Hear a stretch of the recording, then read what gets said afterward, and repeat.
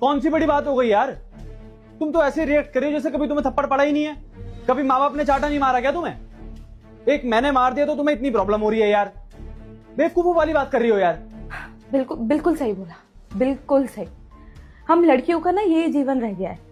जब बच्चे होते हैं तो हमारे माँ बाप हमें मारते हैं, फिर हमारी शादी करवा देते हैं, फिर हमारा पति हमें मारता है। हम तो पिटने के लिए ही बने हैं ना। मेरी क्या गलती है?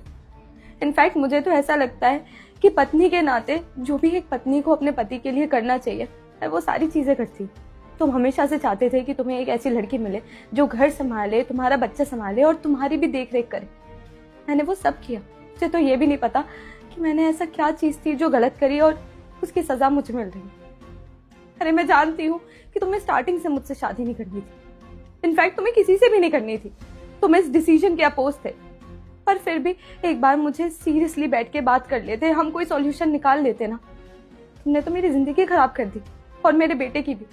तुमने कभी ये सोचा है कि तुम्हारे बेटे पे क्या असर पड़ेगा?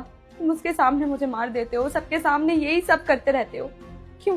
अच्छा ठीक है, सॉरी, हो गई गलती, आगे से ध्यान रखूंगा। ऐसे बाहर हाथ नहीं उठाऊंगा तुम्हारे ऊपर। अब ये सामान अंदर रखो और बैठो अंदर यार। फालतू बाहर के लोग देखेंगे, तमाशा होगा यार। सॉरी बोल रहा हूँ, सॉरी बस।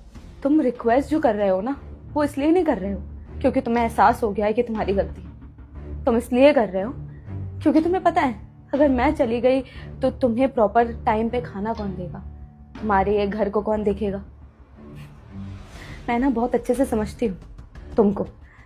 भले ही तुमने इस रिश्ते में अपना कोई इनपुट नहीं दिया, पर मैंने तो हमेशा कोशिश करी है तुम्हें जानने की, इसलिए तुम्हें बहुत अच्छे से जानती हूँ।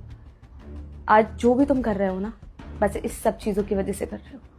अगर तुम्हें एहसास हो गया होता ना कि तुमने गलत किया है ना,